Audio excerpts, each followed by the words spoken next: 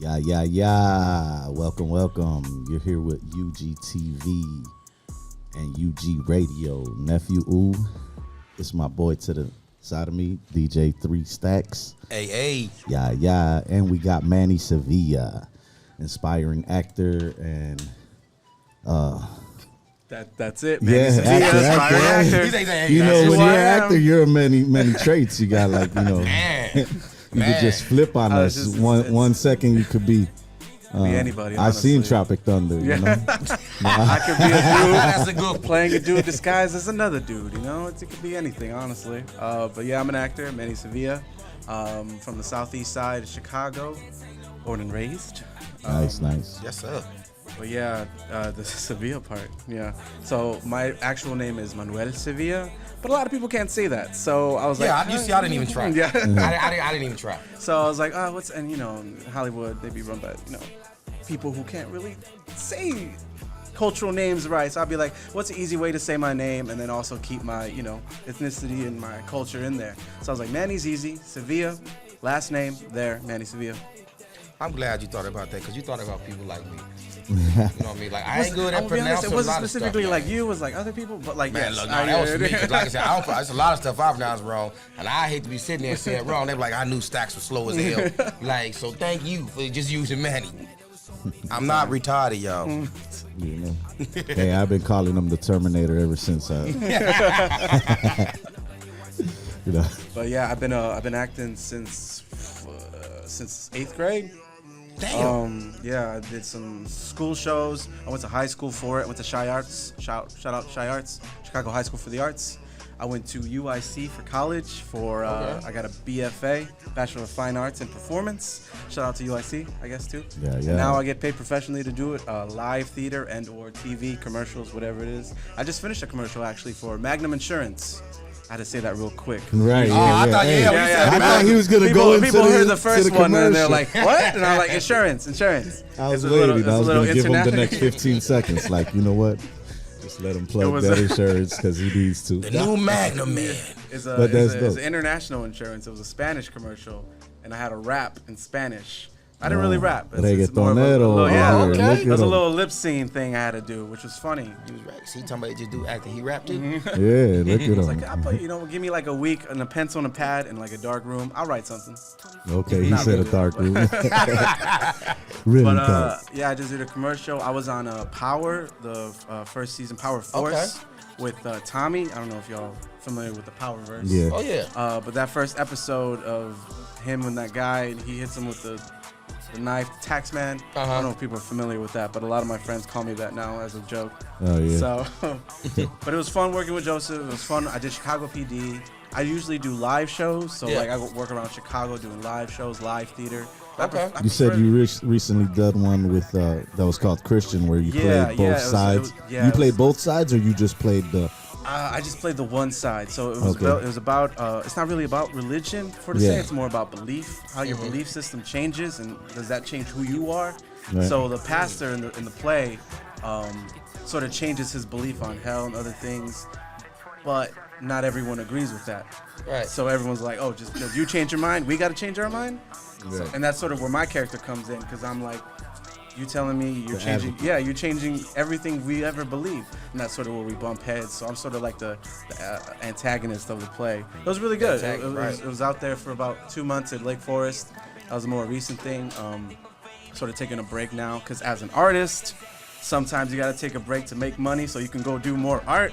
So it would be like that. But I do still work in the community of theater and acting. I work at Broadway in Chicago, right here in downtown. It's all the Broadway musicals and all that. I do a little bar backing there. Also work in the offices there. So I try to keep the acting community and the acting ideals still familiar. I get to see shows. I get to perform. I worked with a lot of people. I love collaborating with stuff. It's been real great. So leading on to that, man, like, who's one of the most memorable people you work with besides Tommy? That left impression on you that said, you know what, this what I want to do. That I've worked with. Or who inspired you in the beginning? Yeah. Well, I could do that. So Jim Carrey was one of my favorite actors, because I used to watch a lot of his shows. And him being who Very he is, slick, yeah, very funny. I was like, oh, I could do that. Slept on So this then I night. started doing it, and then I was like, oh, I can totally do this. I'm a funny guy, so self-said. But I was like, I can keep doing this. And once I went to school for it, and people were like, yeah, you could really have an act for this. I was like, I'm gonna continue it. It's fun. I love it. I love pretending to, be other people, do other things, and not just like acting, but like all the like background stuff too. Yeah. That being said, though, what would be like your ideal role Oh man, that, you know that what? you would love to play? So I said Jim Carrey's one of my favorite actors, but he's a white man. So as a Latino man myself, Michael Peña, who's also Chicago, bound, is a very big inspiration. End of watch, great performance. Love that. He shouldn't have died, but that's personal opinion. So working probably with him or any other people from like Chicago-based areas, working on sets like that, or doing like a live show like on Broadway. I can't really sing though, but like any of those big like Steppenwolf, Goodman, all them. Yeah, like all those big theaters, something live so people can see, the reality and the acting, like something profound. You ever did a little bit of improv? Yeah, I do a little improv here and there. A lot of people say, oh, you're really funny, you should probably do stand-up. I won't. I'm not funny in the sense of like, oh, something funny happened, I'm gonna tell this story. I'm funny in saying like, oh, we're having this conversation, you say something, I make a joke. And that's funny, it's on the spot type of stuff. Exactly. So improv is really like, I really love it, but I'm not really going for it because sometimes I don't even know what I'm saying. I get you. You say something. I do a lot of word vomit because I just start rambling once you start me talking. If you don't stop me, then I'm not gonna stop. So yeah, Need a break. yeah. Kit Kat is about to come and give you a sponsor. Man. So like he was hitting on when he asked you about what inspired you, like what actors you look up to. You brought up Jim Carrey. What's one of your favorite movies and the actor that played the role in it? Well, for Jim Carrey, or for me, or for just for you? Oh, for me. You, I think that Christian's ones was really good because I'm usually like the funny guy, or like they put me in like as a comedy relief, and that was the one I was like really kind of serious about. Exactly. I had a whole monologue thing at the end, and it was like just me for like 5 minutes straight, just talking to the audience, talking to this one scene, getting real in depth with this character, and I was like, wow, I'm really feeling this, and like that was probably one of my better scenes. On the flip side of like the funny part, that Magnum Insurance was really fun too because I'm over here pretending to be a rapper, but I'm not. I'm over here trying to sing and dance and do all this other stuff that like I'm not Did really. you come up with the rap, or did No, they had it already the there, and okay. I just had to memorize it. I'm gonna be honest, that song is stuck with me. I had to learn it for about a month, and then they're like, "Oh, we got a 60-second version," and then like 2 weeks or a week before we filmed, they're like, "Oh, we have a minute version too, or sorry, a 2-minute version." So learn that too. So I'm like, "Oh, okay, that's cool, thanks." So I had to learn all that, but just that was like something different because I didn't think I was gonna be able to, like, I don't sing, but like even though fake singing, fake performing, fake being like a rapper is something different than being like an actor. So like getting into these different characters, I'm like, oh, I can. It's like more ammunition, more things in the back of my pocket. And I do other stuff too, not professionally, but like things to help me with this work too. I sculpt a little bit to get in the sense of like other artists. I paint, draw.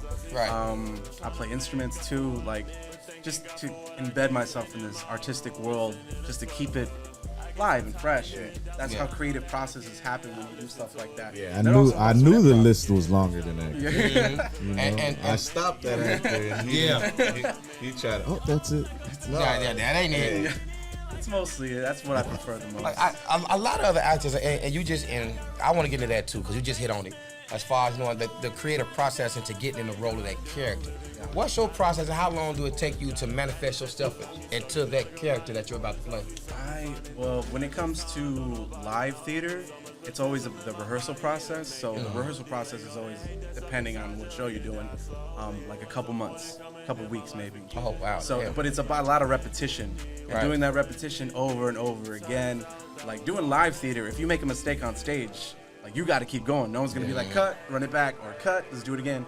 Like if it happens, it happens. So being embedded in that character, I always try to like just try to get as many reps in as I can with my co-actors or co-stars, whoever it is, so I can get it going. I also do it alone.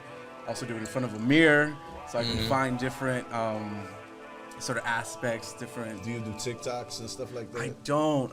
And I was telling somebody this. Man. I know. I can't. I was talking to somebody about this. I was like, I'm not. I used to be bigger on social media, like posting stuff out, and I don't do that anymore because like I'm busy doing other stuff, and I'm like, I should probably. I was like, in my head, I'm like, oh, take a picture. Oh, do a video. Oh, get on this trend. But I'm like, oh, I don't have time. What do you like more, the live or the camera? The live. The live is so much real, and then you can see people. Everyone's looking at you. You got these lights in front of you, but you're. Lights, camera, it's there, yeah. TV is fun. Like, you do the scene. Sometimes you get into it. Cut, you get to reset, stuff like that. But when it comes to live, you're just it's just you against the world. All different drums. And not even that, but like the people you're with, the little ensemble, the show you're doing, like everyone has to have your back. Exactly. Everyone's got to be there for you, and you got to be there for them, because if one of your co-actors messes up a line, you just got to pick it up. You got to pick it up. He's like, oh, and then you just kind of move on. Oh, and then you were talking about this, or bring it back. So there's different like secrets, there's different skills to like kind of re-rail a derailment. Like you know more lines than the other people, or sometimes you have to know the whole play. Right. Sometimes you have to know like the whole script. Yeah, because he read for months. He said months, weeks. I talk to myself in the mirror. Right. Well, that's how you get it. You get it in your head, you get it embodiment. So when someone does mess up, you can pick it up. You're like, oh, I know what he's supposed to say next. Let me bring it back. Or I know what I'm supposed to say next. Let me bring it back. So it's just doing that. The risk, having that risk of like messing up. But also like the reward is so better, because when you leave, and I don't take criticism well, or even compliments well. Why is that? I don't know. Like you walk out of stage, or you walk and everyone's like, "Oh, you did so good. You did this and that." I'm like, I don't know what to say. You are. I don't know what to say after that. I'm like, thanks, thanks, I guess. What do you want me to say? Be like, oh, no, you're great. No, you're awesome. No, I'm not going to say that. I don't know how to take compliments. Like, I mean, if you want, see me at the show, say, whatever I'm doing, be like, oh, you're great. I'm going to be like, thank you. That's all I'm going to say, because I don't know how else to. Are we going to have a conversation now, or are you just telling me this and I'm moving on with my life? Yeah. But criticism is another thing, because as an actor, you always have to take notes. You have to be ready for someone to tell you no. And being told no is a very, like, you get told no way more times than anything as an actor, because sometimes you don't get all the gigs you want or all the things you think you might be good for. Yeah, and as a Latino actor, it's even, I'm not going to say it's even harder. We all have our struggles as people of color, stuff like that. Shot in the dark either way. Yeah. It's a lot. Yeah. It's just not many roles. But it's not. And there's always archetyping, stereotyping, or, as a Latino, mostly when you do all these other shows, you're either like the gangbanger, or you're the worker, you're the whatever, this and that. I don't want to get stuck in that, but those are those pay. Like I'm gonna do them because I need money. But yeah, you always try to look for those ones that like they just want anybody. They're like in any ethnicity, you'd be like fight for those roles, get those roles. Especially now, there's a strike, writer's strike. There might be an actor's strike soon. Oh, damn. Things are kind of slowing down, but only because people aren't getting paid what they need to. Not only in like the acting sense, but writing sense. People are writers, this and that. So, shout out to all the strike people. And now with all the monetization and more money is flowing through, and then like social media, everything. There's so much out there. In abundance. Yeah, it's crazy. And that's why I feel like the social media for me, I can't do it, because I'm like, if I do it, I'm just adding to the spectrum of thousands of millions of other people doing it. But like I was like in my head, I was like, just do it. But yeah, every now and then, I do have. I'm fighting the political power if I do it. You ever thought about writing? Going against the grain. I did write a little bit. I did write some scripts. I've been thinking of writing some musicals. Granted, I need a lot of proofreading. I need other people to read it. I need other people to like get involved. And I have a lot of friends as artists, photographers. You didn't use ChatGPT, did you? No. Okay. I wouldn't. No cheating. It takes away from the creativity of things. Because then, like, I mean, you put it in, you put whatever in it, it comes out. But is it really like an imagination? I did. I was bored. You find some weird stuff on there. But yeah, I do write a little bit. I do tell my friends to read all my writings and stuff like that. Usually I just like acting, if anything. I prefer performing in front of people, telling people stories, different characters, stuff like that. It's a big drive for me. So I like Is there any social media or anything like that you want to plug? Or we need people need to know how to follow you, man. Because that way we know what you're doing. Right, exactly. So the social medias I usually use are just Facebook and Instagram right now. Okay. Instagram at MAN _3Y, so MAN_YYY. It'd be Manny. On Facebook, you'll find me under Manny Sevilla, or my real name, Manny Sevilla, because I usually post a lot of my live shows on Facebook, but a lot of other stuff on Instagram and the story and all that other stuff. But yeah, those are the two I use. And in my bio on Instagram, there's a link to a YouTube video that me and my friends did a couple years ago. For Mexican independence. It was sort of like a mock parody video, so people can know the real reason why we celebrate Mexican independence, because people always get confused. People will be like Cinco de Mayo, fucking Alamo. Oh, I'm sorry, Dad. Can I swear? You good. Oh, okay. Sorry. Are you gonna bleep that out? Oh man, we got people who work here. Well, like, there's this sense of like a lot of people and a lot of Latinos or Mexicans don't know the reality of why we celebrate and do the things we do, and I wanted to clarify that too, which is why, like, a lot of my acting too, I always try to embed some Mexicanness or some Latino in there, and some of the things even live or even on TV or whatever commercial. So yeah, I represent the culture. So yeah, we have multi-interesting Manny Sevilla. Yeah, It's Nefu. It's UrbanGrindTV. Your boy DJ Threestacks. You already know who it is. Threestacks. I'm Manny Sevilla, and you are in tune to Urban Grind Radio.